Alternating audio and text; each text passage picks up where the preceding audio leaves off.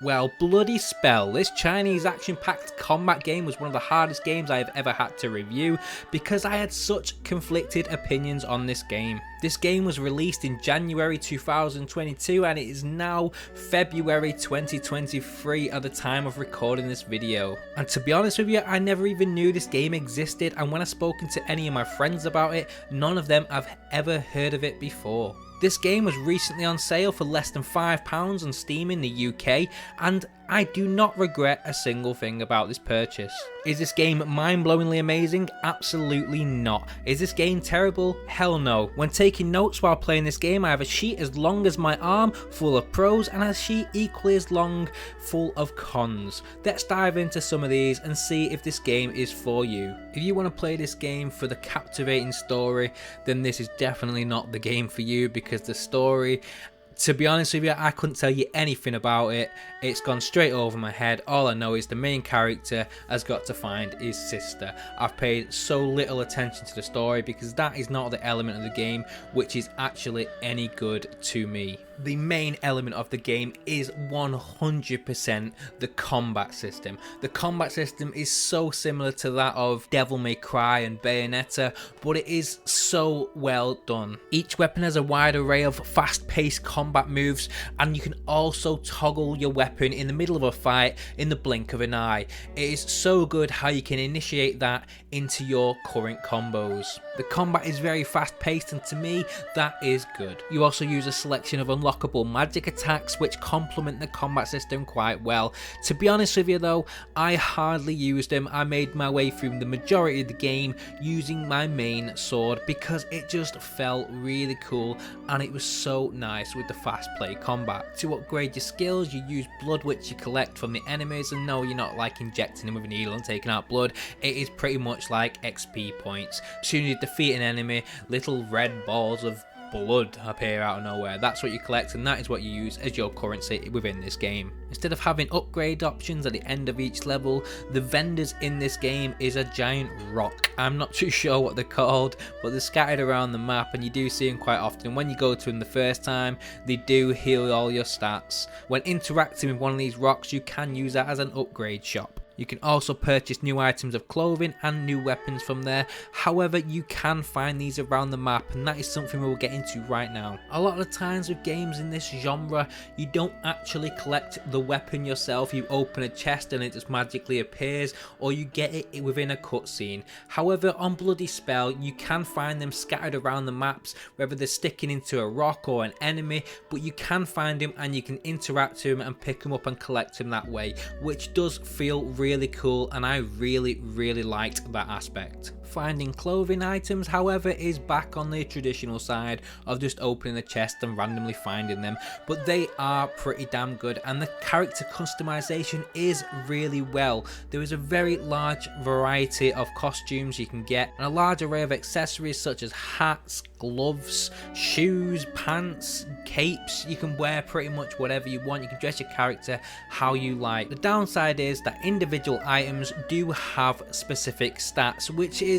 cool, but it does make it a bit of a shame when you get something you really want to wear on your character but it has a really low stats. Do I want to be more powerful or do I want to look cool? It's quite a conflicted decision. Despite the excellent combat, this game isn't always sunshine and rainbows, especially when it comes down to the narrative of the story and a lot of the text where it is actually in Chinese. It is really frustrating when you get given a task and it says it in Chinese. Most of the game is translated, but sometimes you are given that task where you have to just kind of trial and error a few different things of what you are supposed to be doing. In areas where you have to jump from obstacle to obstacle to make your way through the path, it does feel like you are playing a tech demo, and that is a little bit frustrating sometimes, but that is quite easily to be looked past. The UI is very simple, which is also a bit of a pro and a con, because pro, yes, it's good for convenience, but as a con, it doesn't actually have much to it. One of my biggest, most frustrating issues with this game was the settings menu. Yes, you can change your graphic settings and whatnot like most other games, but you cannot control a lot of the settings yourself. You can't change the sound, as in you cannot turn off the background background music, which is a bit of a disappointment, especially for somebody who likes to stream, because I know sometimes that can affect monetization on your streams. It doesn't bother me, but it does for some people. But my biggest issue in the settings was 100%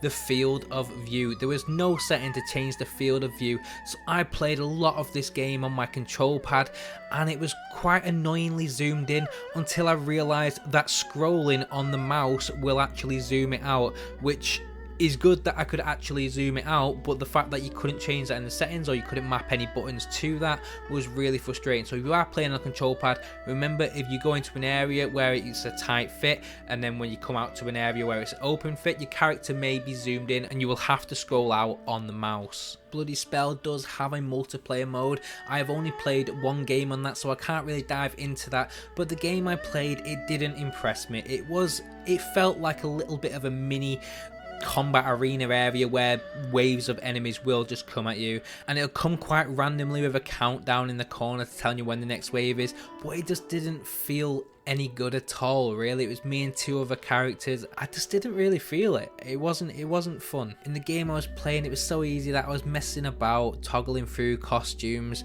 and when the game was over, there was fireworks going off, which looked really great. I liked that. That was fun. But then you just had to leave the game yourself, so I'm not really sure what that was all about. The overall aesthetics of the game were very easy on the eye, and each level did feel quite nice. It looked beautiful, and it played quite well on the Steam Deck, which is always a win in my books. The puzzle games in this were very good, and when you open a locked chest, rather than a game where you're picking a lock or anything, it seems rather frustrating. It was actually quite fun to open a locked chest with the little mini games that they provide. Bloody Spell does still have a lot more to talk about, from the great boss fights to useless weapons and randomly overly sexualized enemies and characters to play as. But we can probably go on forever if we keep talking about all these little bits of details, so I'm going to give this game a review score right now, and I am going to give this a 6 out of 10. I do feel like a lot of points that could make this game turn into that 7 out of 10 could easily be fixed in updates, but it's been over a year now, and so far it's clearly not been fixed to that point, so it's most likely going to remain to that level. With all the customization and amazing combat, I would recommend this game to a lot of people who love this type of genre of game. However, I would not recommend it at full price. I'd pay anything less than $10. I paid £4.80 I believe, which is probably about $7. And yeah, I'm very happy with this purchase. Now before you click off this video, I want to say a big thanks for watching, and if you can, please hit the subscribe button, because I am really trying to push YouTube this year. If you have any pretty random games like this you'd like me to review, please let me know in the comments below. And if you played this game, if you have, let me know about it and let me know your experiences. It's Mark from Modern Tech, thanks for watching.